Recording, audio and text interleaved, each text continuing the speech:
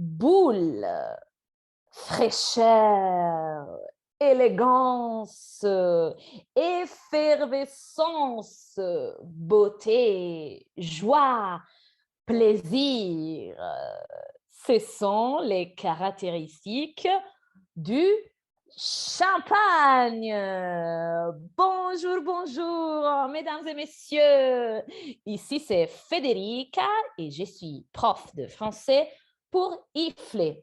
Et aujourd'hui, on va parler de la boisson la plus connue au monde, le champagne.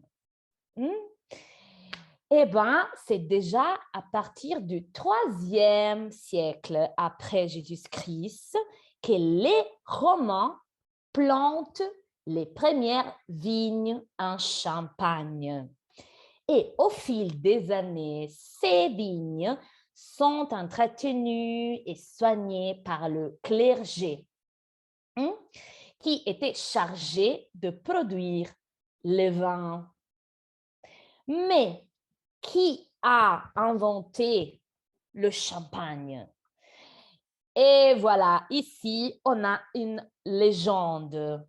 Selon la légende, l'inventeur par hasard du champagne est Dom Pérignon.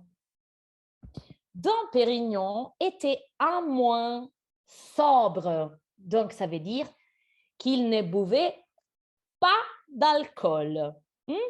Mais malgré ça, il est considéré vraiment comme le père spirituel du champagne.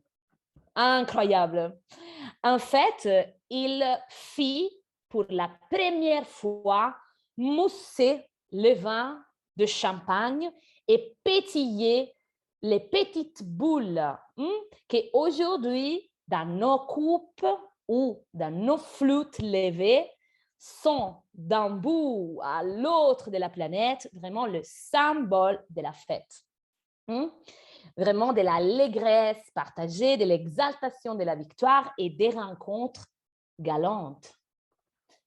Magnifique! Mais où est-ce qu'on produit encore aujourd'hui le champagne?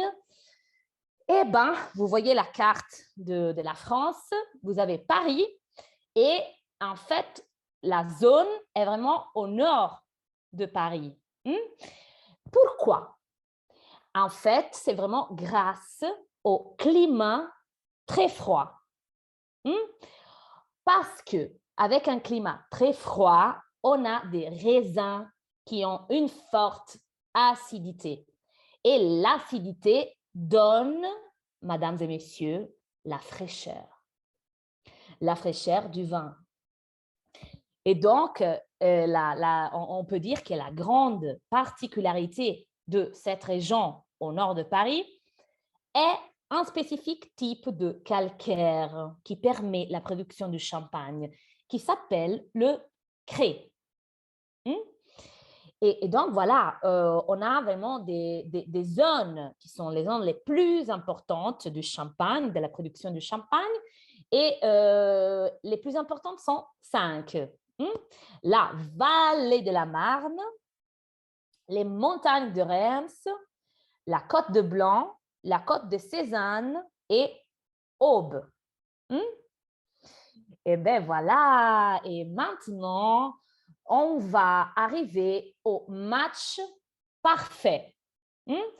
Je bois le champagne et qu'est-ce que je mange avec? On peut vraiment marier le champagne avec beaucoup de choses. Par exemple, le poisson frit, c'est magnifique.